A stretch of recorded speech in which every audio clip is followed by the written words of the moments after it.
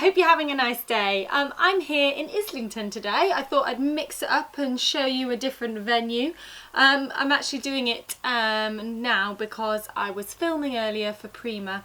I don't know if you guys know that, but I do videos every month for Prima. I also have a column in their magazine and I produce how-to videos on various things, DIY things. I will put a link to it below so you guys can check those videos out as well. Now, I am here to do my fabric review for March, and I'm just about fitting into March. But before I get started, I'll tell you what I'm wearing. This is a Pussy Bow blouse, of course, my favourite blouse, and it's made out of this beautiful rayon, which we used to have in the shop, but we don't anymore. I actually didn't make this. I was very lucky that Lisa, other Lisa, there's a girl called Lisa who works in our shop. Some of you might know her as Tiny Stitcher and her blog. I'll put a link to that below as well. She made this. She made it for us for the shows. So when we were at the knitting and stitching show, we needed to have samples made up of the fabrics we had, and this was one of them. I made some of them, but I couldn't make all of them, so she made this. But she made it in my size so I could wear it. So it's really pretty and perfect for this time of year. I've got it on with skinny jeans and boots. So yeah, it's a good spring look. Anyway, I'm now going to talk you through what I've got on my table, which you can't see, I don't think. So I have got 4 fabrics to show you, 3 of which are going to be for my usual makes, and 1 is going to be for my pattern review. Now, I've decided that I'm not always every month going to do a pattern review, just because it is getting quite a lot of sewing to keep up with. But if there is a pattern that I really want to do, then I'm going to review that. But if there is something that I'm not particularly wanting to review, but perhaps I want to do a pattern hack, then I thought I'd do that instead. So it'll be either a review or a pattern hack. So this month though, it will be a review still. So my first fabric, here we go. This has still got the ticket on. Oh, this is one of our lightweight jerseys, and it's a really lovely grey, light grey, and it's also got a marl kind of quality to it, so it's like marly.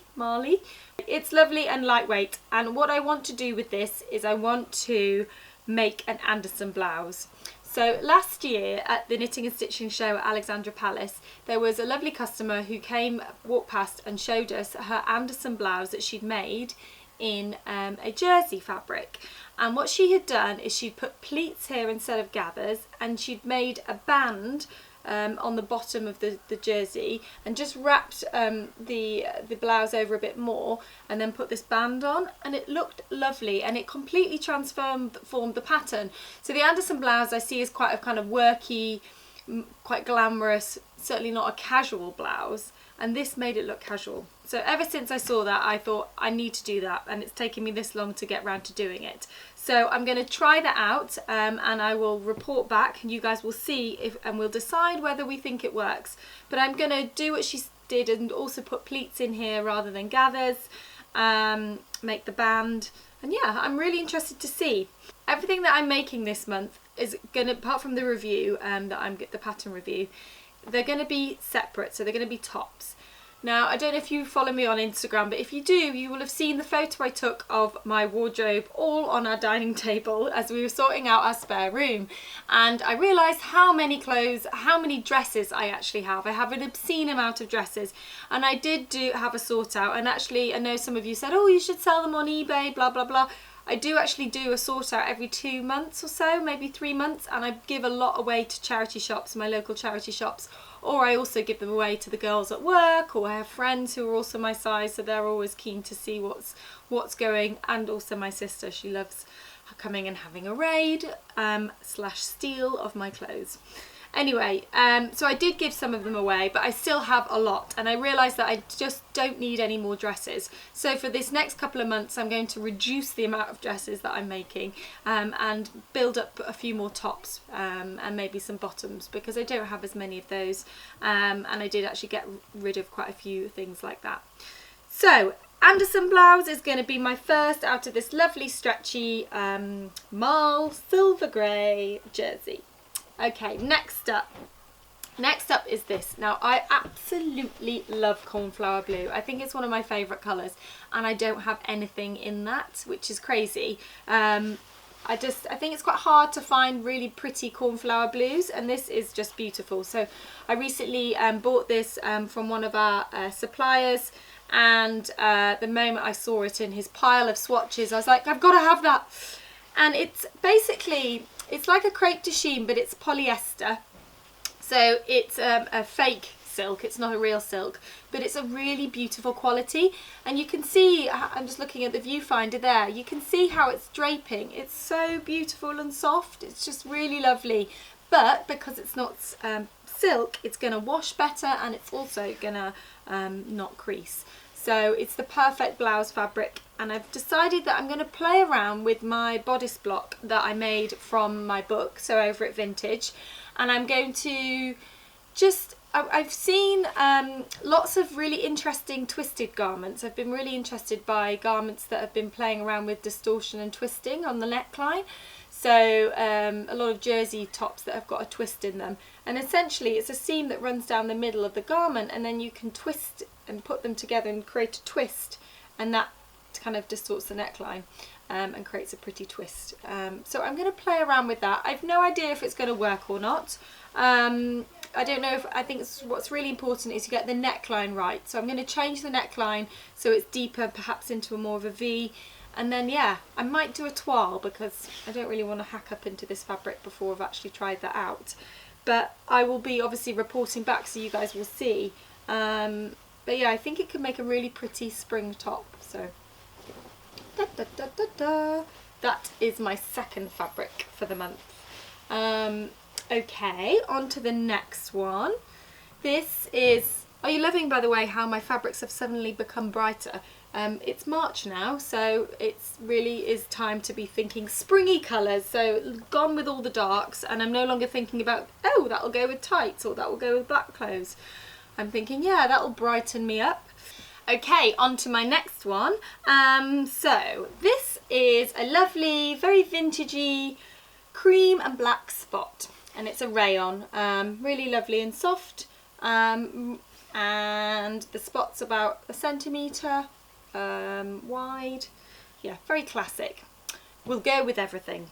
Now, what I want to do with this is I want to try out our ultimate shirt pattern. Now, our ultimate shirt pattern is just a class at the moment, but I'm trying to work through our patterns as quickly as we can, and in fact we're actually hiring somebody at the moment to come on board and help us with the patterns so that we can release them quicker. So we're trying our best to get more out to you, and certainly this year there are a lot more scheduled to come out.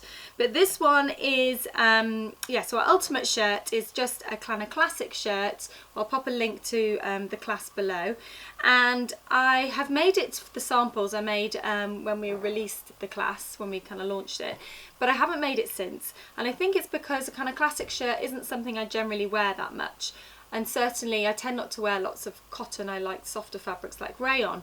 So what I thought I could do is I could have a go at making that out of a rayon, and I think that I'm going to have to slightly change the pattern to make it work because it's quite structured and fitted, and that won't work with a sort of drapey soft fabric like this. So what I'm going to do is not put the darts in and make sure I've obviously interfaced the collar and the cuff, but keep everything else relatively loose. Maybe even take some of the shaping out the side seams, or even make it a slightly bigger size so that it's a bit looser fitting.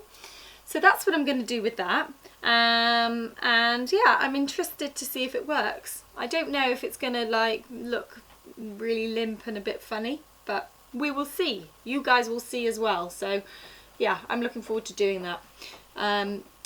Right, the fourth fabric is the most special. I've saved the best till last. This is the most beautiful fabric and was a complete splurge and a treat from me. All of the fabrics you've just seen before are our fabrics, but this was from this amazing company called Till the Sun Goes Down, and I first discovered her at the Knitting and Stitching show, or was it the Kirsty Handmade Fair? I'm not sure, but she goes around a lot of the shows, so you can see her all over the country at the shows. But she also has an online shop, and she promised me that this fabric would be in stock for a while. She's got a lot of stock of it, because I said if I buy this I'm going to make it and I'm going to show you guys, and I want you guys to be able to buy it if you want to. So here it is. It's a floral geometric print. It's absolutely beautiful, and I don't know if you can see, but the flowers have like a pinky, pastel-y pinky centre to them. They're so gorgeous, really, really lovely. It's so 1940s to me, this print. I just love it. All of her fabrics are vintage inspired prints, and they're all quite exclusive print runs, so she doesn't print on a mass scale, so there's not loads of them, so if you see it you should get it, but they're all silk and really beautiful quality. That said, they're not the cheapest, but I think this was about £22 a metre. But if you think this is printed in the UK by a UK designer, and that's lovely and important to encourage and support, and therefore I think it's fine to be paying that. So it's definitely worth it. So in terms of quality anyway, you definitely get what you pay for. And I decided to get this. I basically went over to her stall and I was like, I want all your fabrics, but I can't afford all of them. I can only afford to buy one. And so I wanted to make sure that what I bought, I had an idea of what to make in mind. And so that's when I can show you what pattern I'm going to be reviewing. I'm going to be reviewing the Bettine, because Tilly was also at the Knitting and Stitching show, and I was saying to her how I've wanted to do this for a while, and so she kindly gave me a pattern, and I thought that the two would be perfect. So this is a lovely crepe, and it's quite weighty, but it's still quite lightweight. I think it'd be lovely for spring. Normally I would make possibly make just a blouse out of this, but I think that the Bettine pattern looks great with a drapey fabric. So the ones I've seen out there, in rayons and crepes, look absolutely lovely. So I think this will be perfect. And yeah, I've wanted to make this pattern for ages. When Tilly launched it last year, I was really excited. I thought, oh, that's such a great staple. I think it's a really, really good basic pattern for a day dress. And it's quite different from all the other things that are out there. And it looks relatively simple to sew up. So I'm excited.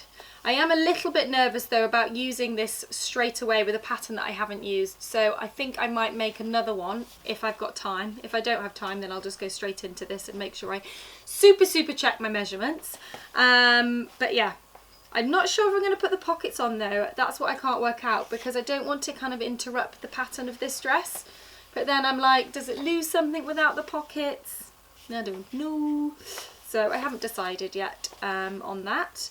But yeah, it's basically, if you haven't seen the Bettine, it's just a simple scoop neck, really nice open scoop neck with the kind of grown on, I think it's a grown on, yeah, like a grown on sleeve, gathered into the waist, kind of pencil-ish shape, but it's not too tight.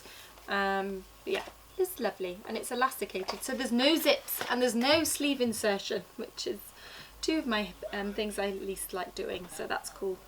So yeah, I'm excited. I'm really looking forward to getting these spring things going. I feel like I'm really ready to get some spring clothes in my wardrobe, certainly after my big sort out.